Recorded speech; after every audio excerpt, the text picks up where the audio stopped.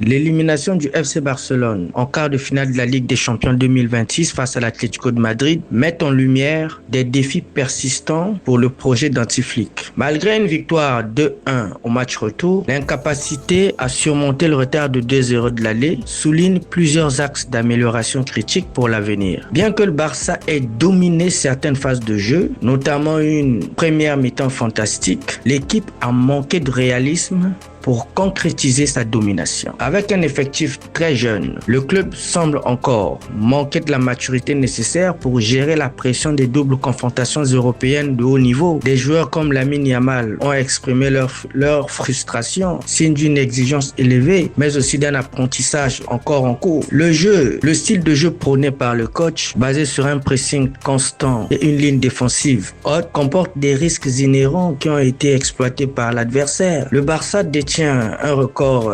funeste d'expulsion en Ligue des Champions, souvent dû à un bloc défensif très haut qui expose l'arrière-garde aux contre-attaques de l'adversaire. Comme l'a souligné Pedri, l'objectif est de transformer ces échecs en force pour remporter la Ligue des Champions dans les années à venir. L'élimination oblige le Barça à se recentrer totalement sur le championnat national. Actuellement en tête la Liga avec une avance confortable sur le Real Madrid, le coach a affirmé que la prochaine étape est de remporter la Liga pour valider la progression de la saison. L'équipe doit montrer une réaction immédiate, notamment lors du prochain match contre le Celta Vigo, pour éviter que la déception européenne n'affecte sa dynamique domestique. Mais il faut quand même souligner que cette élimination a tout de même révélé les limites physiques d'un effectif très sollicité. Le Barça subit une crise de blessures sans précédent cette saison. Plus de 40 cas recensés. L'absence prolongée de cadre a forcé Flick à improviser, ce qui a pesé lors des doubles confrontations européennes. Rafinha, victime d'une lésion à l'ischio-jambier, son retour est espéré pour le début du mois de mai 2026. C'est ainsi que s'achève notre numéro d'actualité Barça. Merci à tous de nous avoir suivis et on se dit à la prochaine.